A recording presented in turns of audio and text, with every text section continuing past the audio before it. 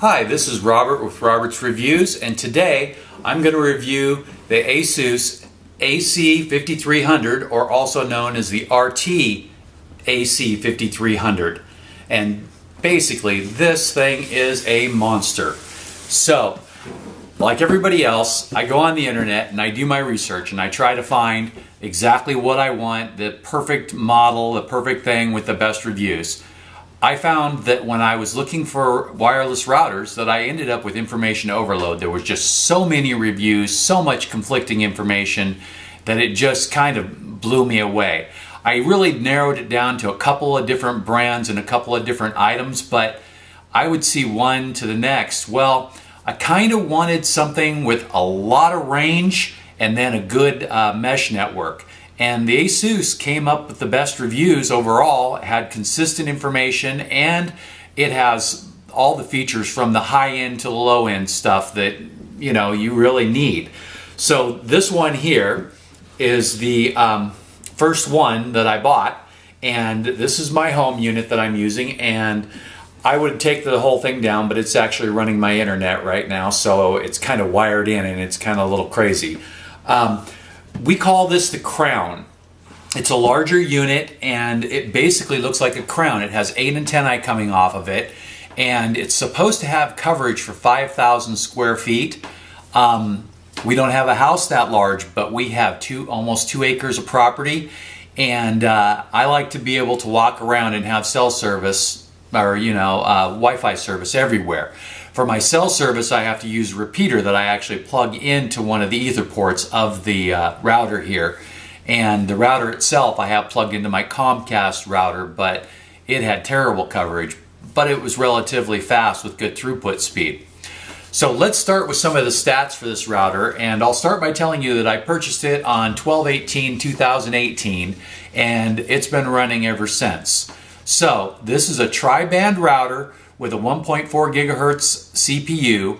It has one band of 2.4 gigahertz with 1,000 megabits per second, and 2 bands at 5 megahertz with 2167 megabits per second.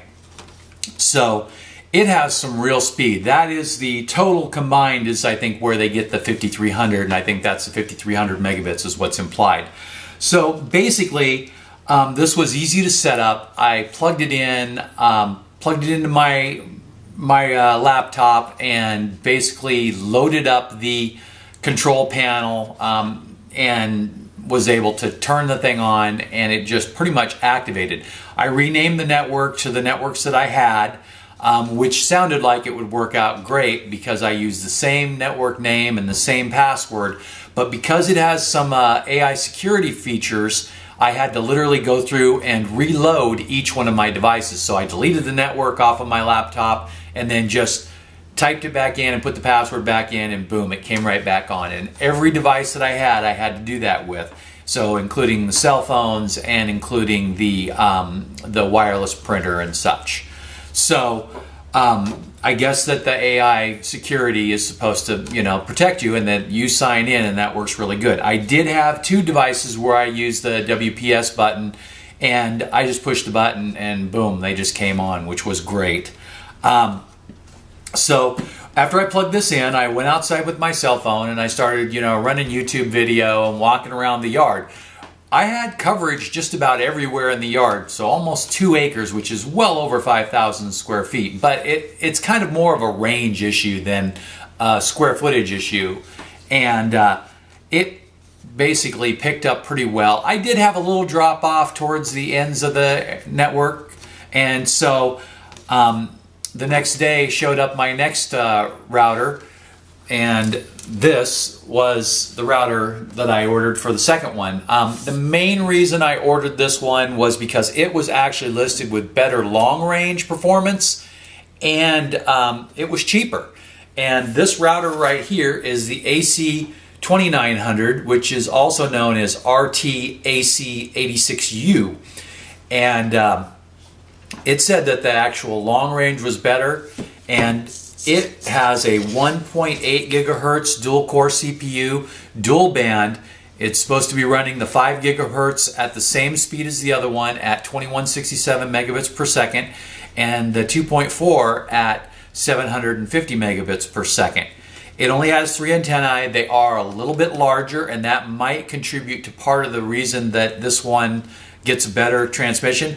Also, these antennae can be detached and replaced with high gain antenna if you have those. I've used those before on single antenna units with mixed results. Kind of like if I pointed them in the exact direction I wanted the thing to go, I actually got increased signal, but I lost signal on the opposite side of the unit. So I'm not a big fan of changing out the antennas. If it's not working with the ones that they came with, then I feel like maybe I should have that unit. At any rate, I plugged the thing in, plugged my laptop into it, told it that it was a node, went back over to the original, the AC5300, and told it to look for the node.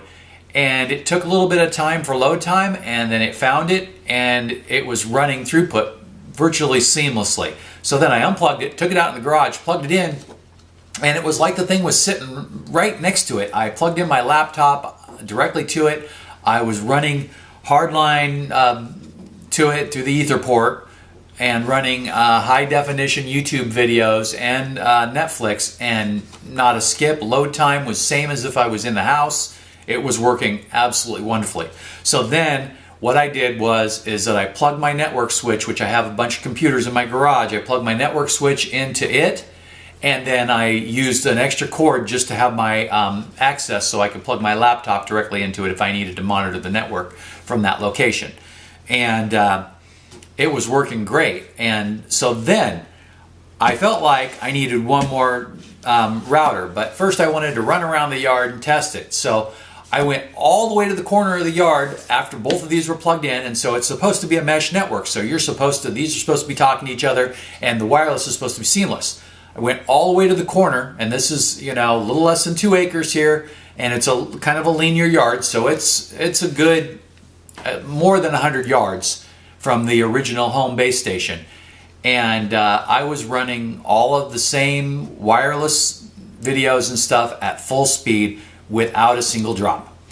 So that being said, what I used to run was the little Netgear repeaters. I have a couple of different brands, but I have 2 of the Netgear and 1 of another brand. And the other brand was the fastest, but it used to drop off all the time. And the Netgear were very reliable, but they just didn't have the power or the range that I really wanted out of them.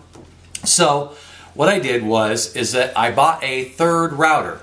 And this time I pulled the trigger and bought a refurbished one because it was basically so cheap. So let's go over that really quick. So the first one, the 5300, cost me a little over $260. The second one, which is the AC2900, ran just a little under 180.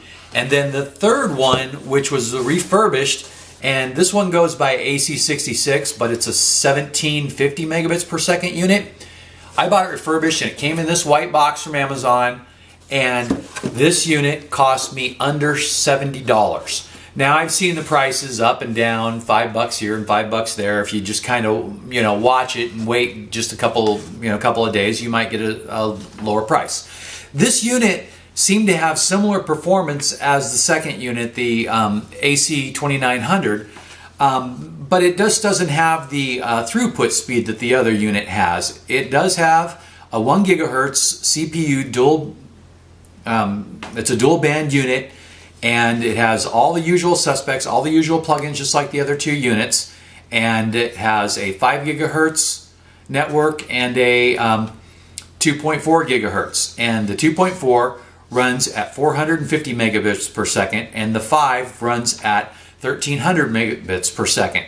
It has 3 antennae just like the other one, and it has a nice sleek look. And like I said, I just took it to the location, plugged in my laptop, told it that it was a node, went back in the house and went into the control panel for the original unit, told it to find the node, and boom.